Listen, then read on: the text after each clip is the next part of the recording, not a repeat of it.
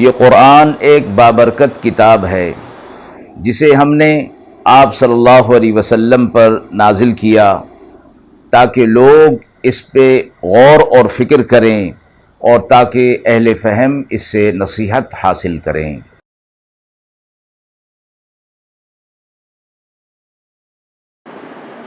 بسم اللہ الرحمن الرحیم۔ السلام علیکم ورحمۃ اللہ وبرکاتہ۔ ناظرین اکرام، درس قرآن مجید کے آج کے اس پروگرام میں ہم سورہ حجر کی آیت نمبر 19 تا 25 کا ترجمہ اور تفسیر پیش کر رہے ہیں اور آخر میں پوچھے گئے سوال کا جواب ہوگا۔ اعوذ باللہ من الشیطان الرجیم، بسم اللہ الرحمن الرحیم۔ والأرض مددناها وألقينا فيها رواسي وأنبتنا فيها من كل شيء موزون وجعلنا لكم فيها معايش ومن لستم له برازقين وإن من شيء إلا عندنا خزائنه وما ننزله إلا بقدر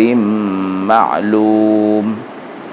وأرسلنا الرياح لواقح فأنزلنا من السماء ماء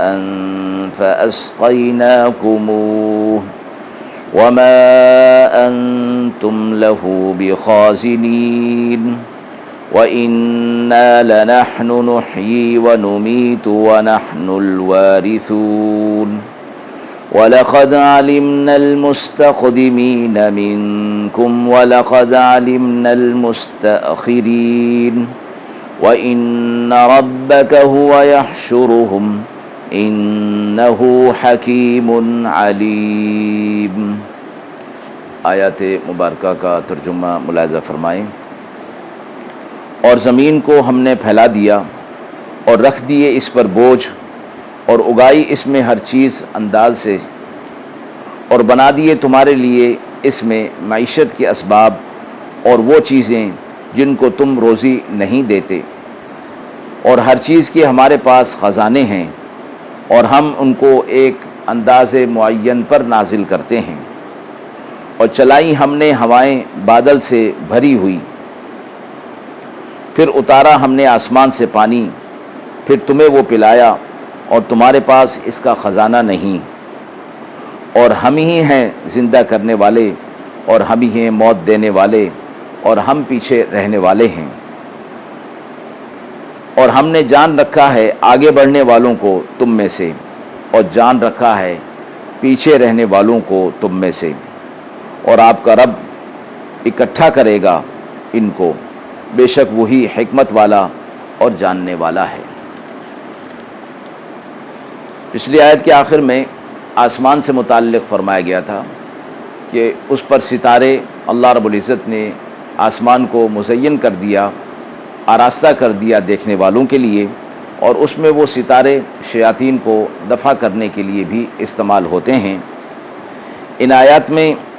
زمین سے متعلق فرمایا گیا کہ اللہ رب العزت نے زمین کو پھیلا دیا اور اس میں ہر چیز کا ایک انداز سے مقرر کر دیا کہ زمین سے نباتات، فصلیں، پھل پھول ایک انداز کے مطابق نکلتے ہیں، ایک معین اندازے میں نکلتے ہیں۔ اگر اللہ رب العزت کی طرف سے یہ ہو سکتا تھا کہ ہر چیز بے حساب نکلنا شروع ہو جائے اور کسی کو کوئی کمی نہ رہے، لیکن پھر یہ فرمایا کہ لوگوں کو اس کا سنبھالنا مشکل ہو جاتا، رکھنا مشکل ہو جاتا، اور پھر وہ چیز خراب ہو جاتی، اور خراب ہونے کے بعد اسے ٹھکانے لگانا بھی مشکل ہو جاتا۔ تو اللہ رب العزت نے ہر چیز کو ایک انداز کے مطابق پیدا فرمایا تاکہ لوگوں کی ضروریات بھی پوری ہوتی رہیں اور ان کا جمع ہونا اور پھر خراب ہونے کی صورت بھی پیدا نہ ہو۔ اور اس پر بوجھ رکھ دیے، مراد اس سے پہاڑ ہیں، اور زمین سے ہم نے معیشت کو ہر ایک اندازے کے مطابق نکالا، اور تمہاری معیشت کے اسباب بھی اس دنیا کے اندر رکھ دیے ہیں۔ انسان کی معیشت ساری کی ساری اس زمین کے ساتھ وابستہ ہے یہاں سے جو چیزیں نکلتی ہیں بالواسطہ اور بلا واسطہ انسان کی معیشت میں کام آتی ہیں۔ فرمایا ہمارے پاس ہر چیز کے خزانے ہیں، ہم چاہیں تو وہ ایک دم جو ہے وہ خزانوں کا منہ کھول دیں، لیکن ہم اسے ایک انداز معین پر، متعین انداز پر، مقدار پر ہم اسے نازل کرتے ہیں۔ اسی طرح ہم بادل سے بھری ہوئی ہواؤں کو چلاتے ہیں اور آسمان سے ہم پانی نازل کرتے ہیں، وہ تمہارے پینے کے لیے ہوتا ہے، اور تم اس پانی کا خزانہ اور اس کو تم جمع نہیں کر سکتے، تم پانی کو بنا نہیں سکتے اور پانی کو حاصل نہیں کر سکتے۔ یہ اللہ کی طرف سے ایک نظام ہے جو تمہیں پانی پہنچا رہا ہے، اور زندگی دینے والے اور موت دینے والے بھی ہم ہی ہیں، اور باقی رہنے والے، پیچھے رہنے والے، وارث بھی ہم، ہر چیز کے ہم ہی ہیں۔ تم میں سے جو آگے بڑھنے والا ہے اور پیچھے رہنے والا ہے اس کو ہم جانتے ہیں۔ آگے بڑھنے والوں سے مراد میں اس آیت کی تفسیر میں یہ فرمایا گیا کہ وہ لوگ ہیں کہ جو نیکی کے کاموں میں آگے بڑھتے ہیں، اور وہ پیچھے رہنے والے جو نیکی کے کاموں میں پیچھے رہ جاتے ہیں۔ بعض مفسرین نے یہ فرمایا کہ آگے بڑھنے والوں سے مراد جہاد کی صفوں میں آگے بڑھنے والے اور نماز کی پہلی صفوں میں آگے بڑھنے والے، اور پیچھے رہنے والے جہاد سے پیچھے رہنے والے اور نماز سے پیچھے رہنے والے، سستی کرنے والے۔ بعض نے فرمایا مستقدمین سے مراد وہ لوگ ہیں جو اب تک پیدا ہو چکے ہیں، اور مستاخرین سے مراد جو ابھی تک پیدا نہیں ہوئے ہیں۔ اور یہ بھی فرمایا گیا، امام قرطبی نے اپنی تفسیر میں اس آیت کے حوالے سے فرمایا ہے کہ صف اول میں اور شروع وقت میں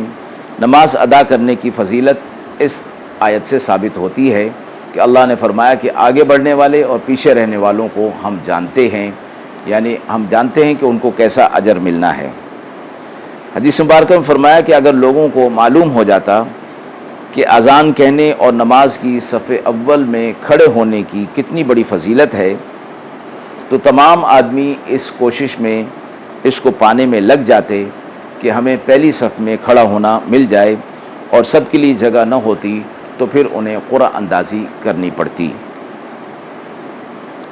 یہ بھی فرمایا گیا کہ اس امت میں کچھ ایسے بھی لوگ ہیں جب وہ سجدے میں جاتے ہیں تو جتنے آدمی ان کے پیچھے ہوتے ہیں سب کی مغفرت ہو جاتی ہے۔ اس لیے حضرت کعب رضی اللہ تعالی عنہ آخری صف میں رہنا پسند کرتے تھے کہ شاید اگلی صفوں میں اللہ کا کوئی بندہ اس شان کا ہو تو اس کی برکت سے میری بھی مغفرت ہو جائے۔ آیت قرآن اور احادیث کی تصریحات سے یہ بات معلوم ہوتی ہے کہ کسی کو کسی وجہ سے صف اول میں جگہ نہ ملی تو اس کو ایک فضیلت یہ حاصل رہے گی کہ شاید اگلی صف میں کوئی اللہ کا نیک بندہ ہوگا تو اس کی وجہ سے اس کی نماز بھی قبول ہو جائے گی، اس کی مغفرت بھی قبول ہو جائے گی۔ تو اس آیت سے نماز کی صف اول کی فضیلت جو ہے وہ ثابت ہوتی ہے، اسی طرح جہاد کی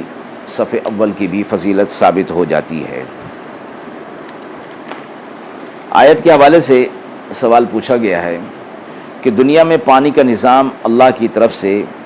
انسان کے لیے کس طرح نعمت بن رہا ہے۔ اللہ رب العزت نے ہر چیز کو جو زندگی عطا فرمائی وہ پانی سے ہے۔ قرآن نے خود فرمایا وَجَعَلْنَا مِنَ الْمَاءِ كُلَّ شَيْءٍ حَيٍّ، ہم نے ہر چیز کو پانی کے ذریعے سے زندگی عطا فرمائی۔ انسان اشرف المخلوقات ہے، اللہ رب العزت نے اس کے لیے جہاں معیشت کے دوسرے اسباب پیدا کیے وہاں پانی کا بھی ایک زبردست قسم کا نظام چلایا کہ سمندر جو زمین کا 70% ہیں اور 30% جو ہے وہ خشکی ہے، یہ 70% پانی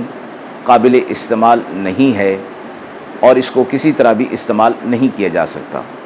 لیکن اللہ رب العزت نے اسی پانی کے ذریعے سے بادل اٹھائے اور بادلوں کو پھر خشکی پر لائے اور اس خشکی پر پانی کو برسایا تو وہ سمندر کا کھارا پن وہیں رہ گیا